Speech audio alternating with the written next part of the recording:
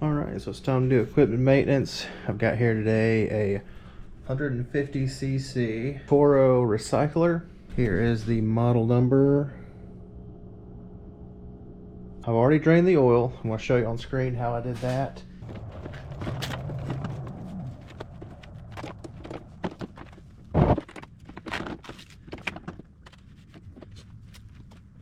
You want to tilt it on its side.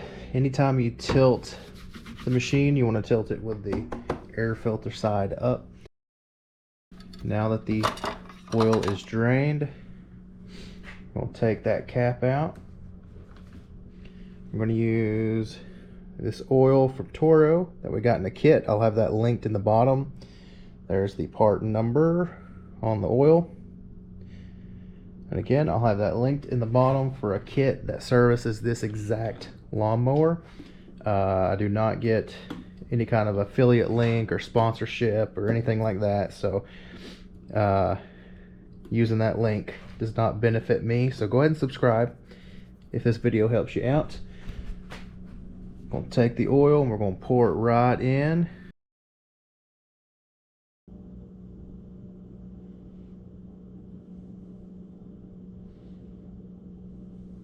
Now there should be enough oil to fill it up with the entire bottle, but I'm just going to check it just to check it. Yeah, so we're going to use that whole bottle. When you check your oil, you got two little dots here. You want it to be right in the middle of the two. It is best to let it sit because it drains down the tube and it can get kind of hard to read the stick. But again, this bottle should be the exact amount you need for this lawnmower. And that gets us right up to our middle line. You can see how it collects on the sidewalls whenever you pour it. If you want to be certain for sure, let it sit for a little bit and then check it again when you're done doing all the other stuff. Alright, so next we're going to change the spark plug. Here is your number. 491055T. Again, it'll be linked in the description. Always check your gap. Even if the spark plug is listed as pre-gapped, always check it, especially if you're doing something like a vehicle where you have multiple spark plugs. I've always seen these things they're rarely actually pre-gapped properly. So we're looking at 0.0, hopefully you can see this, 0.030 is the gap on this. And to do this, you just slide it in at the lowest point, and then you slide it until you get resistance, which I'm getting resistance right about here, about 2.7. So is it going to make a huge difference? Maybe, maybe not, but I want it to be right. So our gap is too small, so to widen the gap, we've got this circle, put it in here, and then you almost treat it like a bottle cap, and you just bend it back. Now odds are your gap's going to be too big, and yes, now we're getting all the way to like 0.4, so we just want to push that back in, and we just want to be as gentle as we can to get that gap back. And I also have another tool here. If you don't want to press, or maybe you're a little bit older and your hands aren't as strong, you can use this tool, which is basically a spark plug press. You open it up, you fit your spark plug in, you actually utilize the press mechanism to press that gap down. And then just do a little bit and check it until you get to your desired gap.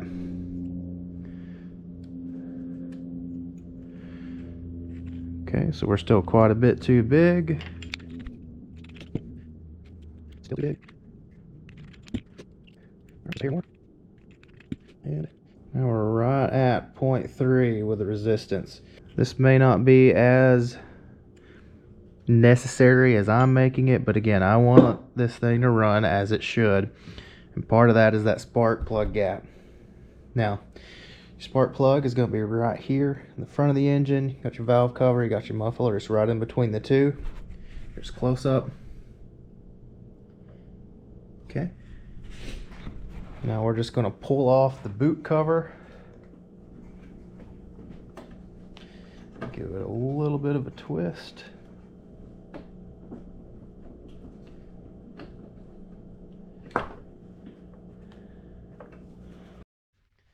Alright, so now that your boot is off, you're going to use a 5/8 spark plug socket. So your spark plug socket is a little bit different on the inside. It's got a little small hole that'll hold on to this to this metal tip, and it's actually magnetic into the socket, so you can't drop it. It's actually meant for automotive stuff where the spark plug is pointing down. But 5/8 inch spark plug socket. You can also use a spark plug tool. This mower does not come with this, it's a separate tool.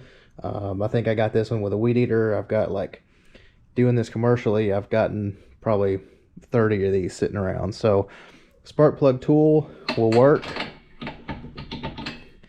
or a 5/8 inch spark plug socket will work. And what I do is I just break it like that, and then I undo it by hand. And you really don't want your spark plug to be tight. If it's any tighter than that, you risk damaging the threads. Alright, and so there you can see, even though we're relatively new, it's kind of gunked up. Needs a little bit of a fresh up. Here is your original OE champion number, RC12YC. And here is what they send in the kit. It is identical.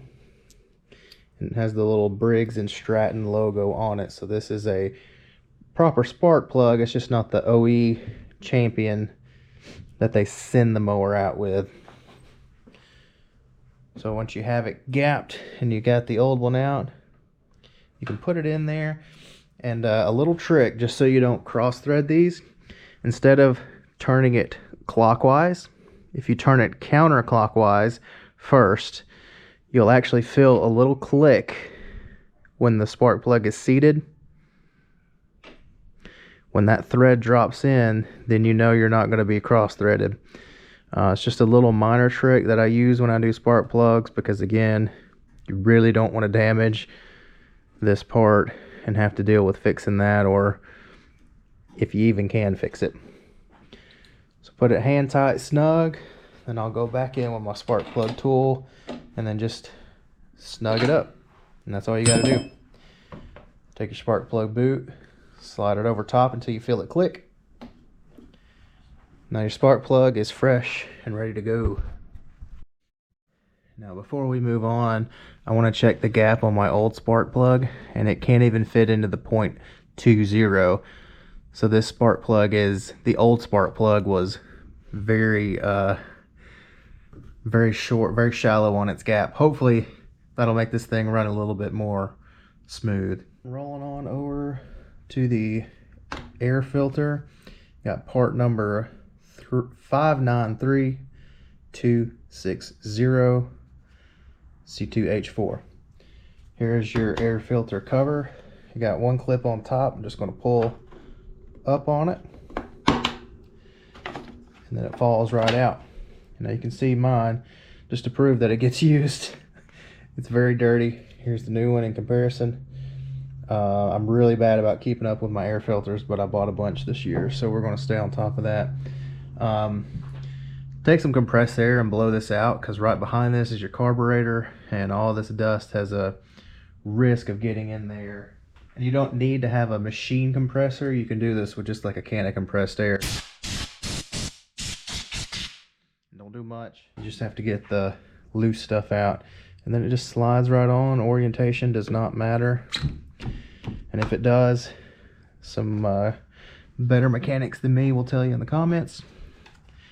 When that new filter's on, take your teeth, slide it into the holes at the bottom, right there. and then just, oh really? You're gonna fight me now? What in the world? There you go. It's usually easier than that. Alright, so now it's time to do the blade. Blade part number is 131454703P1H. Toro 56 centimeter. And now you've got your mower tilted on its side with the air filter pointing up. Go ahead and remove your spark plug boot again whenever you're doing this, just so the blade doesn't turn. It shouldn't start regardless, but just go ahead. Now this is a 16 millimeter bolt. However, that same spark plug bolt will work in a pinch. Now is a good time to inspect your drive shaft. Make sure there's not too much play. If it's wobbling, you don't want it to really do much of anything when you touch it. Take a scraper, clean the old grass off. Doesn't have to be perfect, it just has to be cleaner than it probably is when you first turn it over. I'll do the rest of that when I get it outside. But check your blade orientation as you take it off.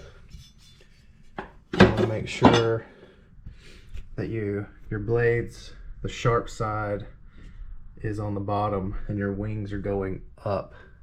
Hopefully you can see that. It's hard to show with one hand, but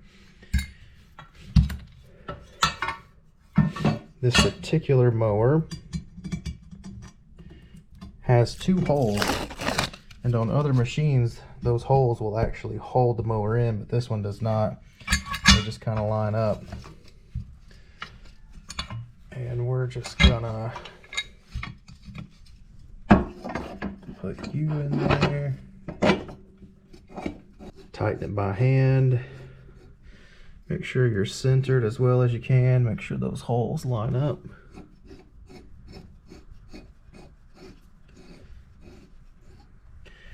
And then torque it down to the impact. Now for reference, if you want to be really technical, this is 30 foot-pounds of torque that it needs. We change blades constantly, so I personally don't worry about that. But the old blades are pretty good. I think I only sharpened them a few times. That's why they've got those little waves in them. But these will be spare in the truck, and the new ones will get to go to work first thing next season. Alright, so the blade's on, and we're going to get into some things that I do that I don't see anyone else doing, but they're parts on the mower that you would maintain them in your car, but I don't see anyone else doing this stuff, but I do it. So here we go. The in-depth stuff, right? Belt conditioner. You've got belts down here, and I almost forgot to film it, but you got belts down here, okay, and then it loops through your drive to over here. So what I'll do is I'll take some belt conditioner, CRC, and I'll just saturate it. It's a little hard to get to, but you gotta use that tube. And then I come in here and I'll do the same. And then what I'll do is I'll run this for a few minutes, tilt it over, spray it again, run it for a few minutes, tilt it over, spray it again. Right? That way the whole belt gets dressed in that conditioning product that'll help keep it clean and give it a little bit more lifespan. Next, I will put a little bit of grease and oil here in these little transmission joints, like a little like WD-40, just to, like I say, keep things from rusting up, keep things as loose as possible and as smooth as possible. Again, is it necessary? I don't really know. Better mechanics than me, please leave your opinions in the comments. Should I be greasing these? Should the people watching be greasing these? I do it. I've always done it. Never, ever, ever have I had a transmission issue with a lawnmower. Alright, and this is what I'm going to use, just basic 3-in-1 penetrating. And then we're just going to oil it up. And it doesn't take much, you know, but I'm going to go all the way up into here, give it a few little squirts in there.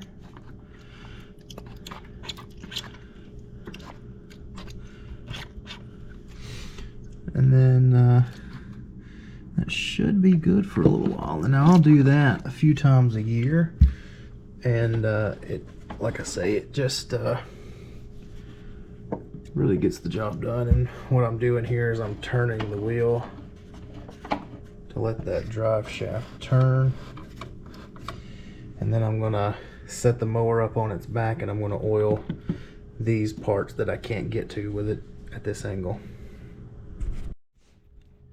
Alright, so I got my handle folded down. I'm holding it with my hand. You can see, but I'm just gonna get these points that I couldn't get. And that should be it on that. Alright, now last thing that no one else ever does, but I've started doing, is oiling the brake cable. And I just do the same thing. It's hard to get it in there, but I'll just drop a few drops, give it a few pulls back, and then I want to come down here. You want to oil up this portion of the cable, because there's a mechanism here as well. Let's see if I can show that. That little mechanism you want to move as freely as possible. So I always put a little oil on that, but the main reason for this, and again, I never see anyone doing this, water will get down in to this cable and it will rust it out. But if you oil your cable, if you oil metal, it gets a little bit of resistance to the rust. So I'll just do this, and I will oil this up with either WD-40 or oil like you see here. I'll do that probably once a month, maybe every 2 months if I get busy. But especially as commercial guys, we get caught out in the rain. Sometimes we don't have time to unload the trailer, and this will just sit out, and well, crap, it rained overnight, and all that rain works its way down in there, and they'll rust where this water collects in this little valley here. The water collects and it rusts it out, and these thin little wires will break from the rust very, very commonly. I actually have a stack of these cables for that reason. However, since I've started doing this, I haven't really had that much of an issue with it. The reason I have so many cables is that Toro Time Master uses the same cable as this mower, and I broke cables on it constantly for that reason. So oil your drive wire. Alright, so the last, we're going to put in a little bit of gas. I did drain it before it sat here for the majority of the winter, but we're going to put just a little splash in just to test it.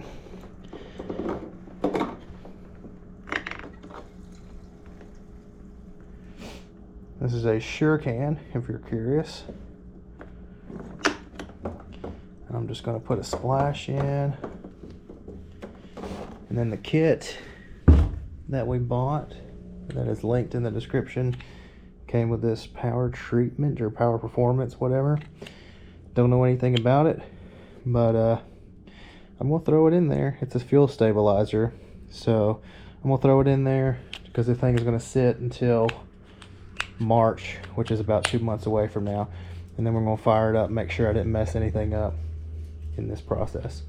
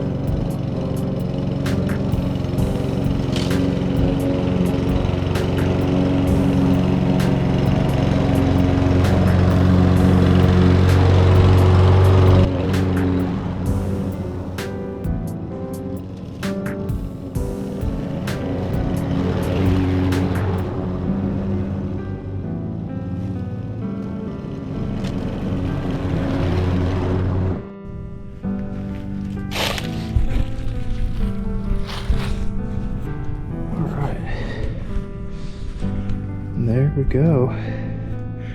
All maintained. Looking good.